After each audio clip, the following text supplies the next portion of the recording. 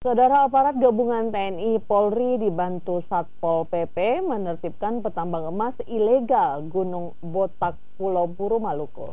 Satu persatu kamp petambang dibakar aparat. Penertiban dilakukan untuk kesekian kalinya sejak tahun 2015 lalu.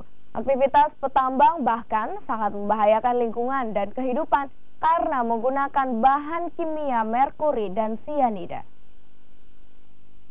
Aktivitas ribuan para penambang emas ilegal di Gunung Botak, Pulau Buru dinilai sangat mengancam lingkungan dan kehidupan manusia di sekitar Pulau Buru karena menggunakan bahan kimia merkuri dan sianida.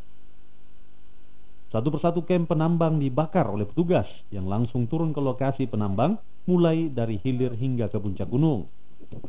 Sebelumnya pada November 2015, tugas gabungan bersama pemerintah daerah Maluku berhasil menghentikan seluruh aktivitas penambang. Namun mereka kembali lagi melakukan aktivitas penambangan karena masuknya beberapa perusahaan dengan dalil pembersihan lingkungan.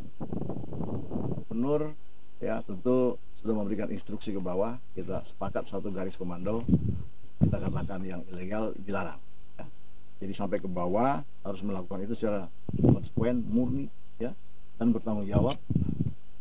Kalau ada yang melanggar, ada musuh dalam selimut, ada pengkhianatan, ada yang melakukan pelanggaran-pelanggaran, saya anggap itu pengkhianatan dan hukumannya sangat berat. Dalam hal ini kita diperintahkan oleh Bapak Presiden untuk menjaga inflasi daerah sampai dengan 3%. Justru inflasi daerah itu yang pemicu utama naiknya inflasi daerah itu adanya di sini.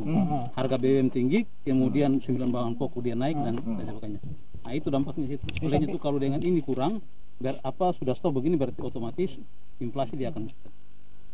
Kondisi Gunung Botak sampai saat ini memang mengalami kerusakan yang cukup besar akibat eksploitasi secara massal para penambang yang menggunakan bahan kimia.